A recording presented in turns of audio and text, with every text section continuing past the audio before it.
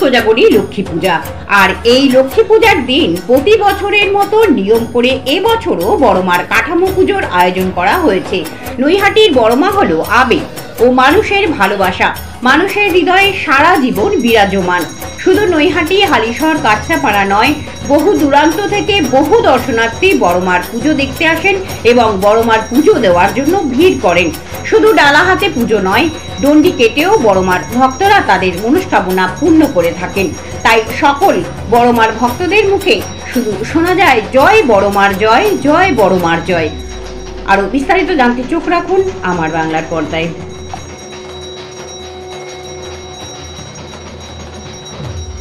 লক্ষ্মী পুজোর দিন প্রতি বছরের মতো কাঠামো পুজো হলো। আগামীকাল বড়মা নবনির্মিত মন্দিরের আনুষ্ঠানিক উদ্বোধন জনসাধারণের জন্য খুলে যাবে।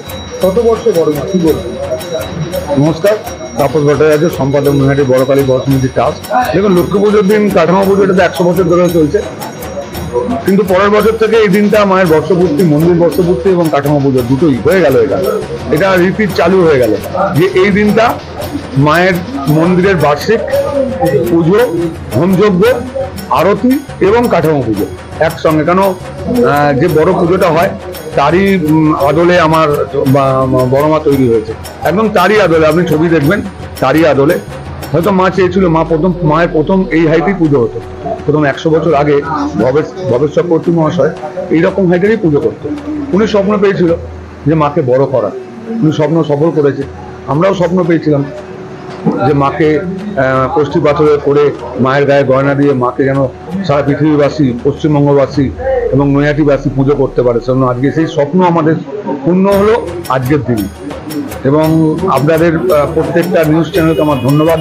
আপনাদের মাধ্যমে সারা বিশ্ব জানতে পারছে আজকে বড়মার মন্দির হয়েছে, এবং আপনারা সঠিক প্রচারটা করবেন বড়মার সম্বন্ধে, এটা আপনাদের কাছে আমার আবেদন।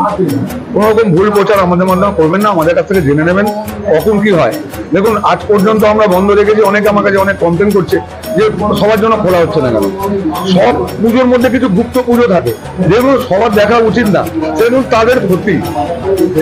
অনেক পুজো আছে যেগুলো এই যে প্রতিষ্ঠার পুজো সবার দেখানো হয়, তাদের ক্ষতি হয়ে যাবে। সেজন্য আমরা খুলিনি, কিন্তু আমরা আস্তে আস্তে মানুষের জন্য দ্বার খুলে দেবো। কালকে আমাদের মন্ত্রী, আমাদের কাছের মানুষ, আমাদের পার্থদা আসবে, এসে দেখুন আমার মনে হয় ওনার শারীরিক কোনো প্রবলেম আমাকে জানানো হয়েছে।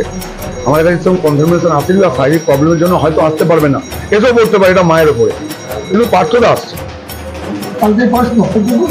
একদম একদম সবার জন্য যেরকম ভাবে মায়ের পুজো নেওয়া হতো টাইম আমরা বলে দেবো, আপনাদের চ্যানেলের মাধ্যমে বলবো কখন থেকে কখন খোলা থাকবে, কখন মানুষ আসবে, কখন পুজো দেবে, কিভাবে পুজো নেবো আমরা সব বলে দেবো। এবং আনুমানিক 100 বছরের বড়কালীর যে পুজো হবে, আমরা 3 তারিখের থেকে আমরা কাউন্টার খুলে দেবো, পুজো নেবার কাউন্টার, এবং সারাদিন খোলা থাকবে। এবং পুজোর আগের দিন আমরা সারা রাত ধরে মানুষের কাছ থেকে পুজো নেবো, যাতে পুজোর দিন এখানে জটলা না হয়, কোনো মানুষের জন্য কোনো দুর্ঘটনা না হয়, সেই ব্যবস্থা আমার ট্রাস্টের প্রেসিডেন্ট মাননীয় অশোক চট্টোপাধ্যায় বলেছে যে আমরা অরবিন্দ রোডে গঙ্গার ধারে লঞ্চটাকেও সারা রাত চালানোর এক্সট্রা যদি কোনো ট্রেন ব্যবস্থা করা যায়, সব কিছু ওনাকে বলা হয়েছে, উনি সব রিকোয়েস্ট করেছে। কারণ কোনটা কি হবে জানি না, আমি জানি প্রচুর ভিড় হবে। আপনারা আসুন, মাকে দর্শন করুন, সুস্থভাবে মায়ের দর্শন করুন, মাকে পুজো করুন, মায়ের কাছে চান, আমার মা দেবেই।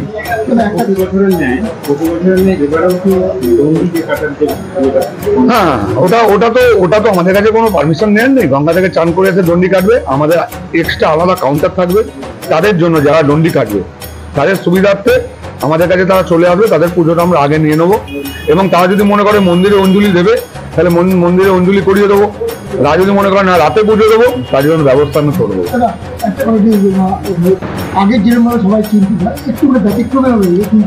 দেখুন, 4 বছর আগে থেকে আমাদের স্বপ্নটা তো 14 বছরের।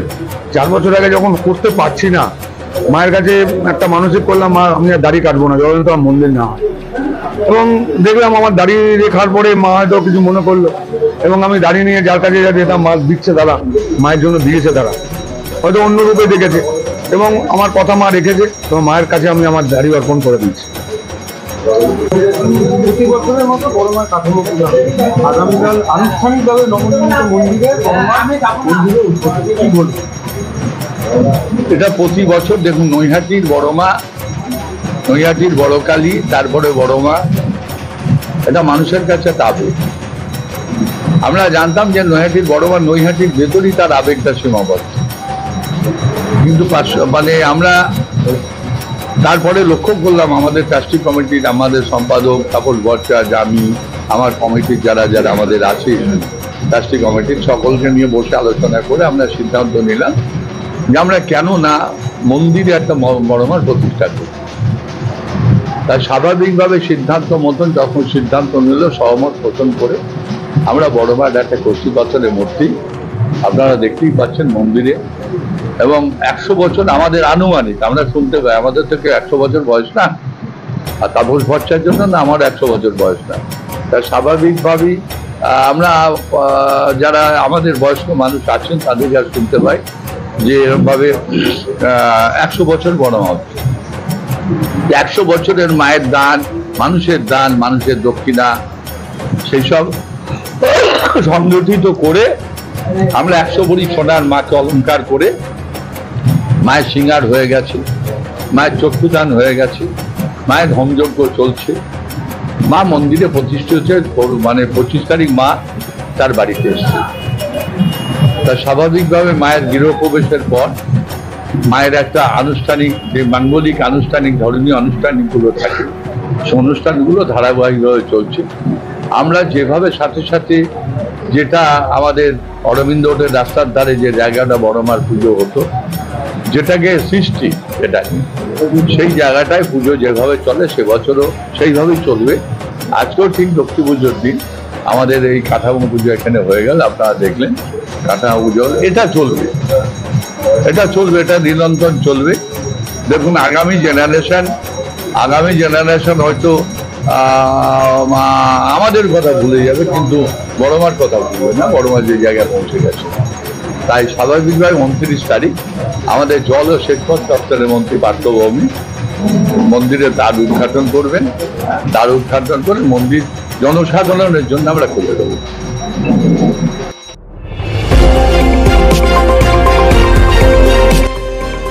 আমার বাংলা, সঙ্গে থাকুন, সঙ্গে রাখুন আমার বাংলা।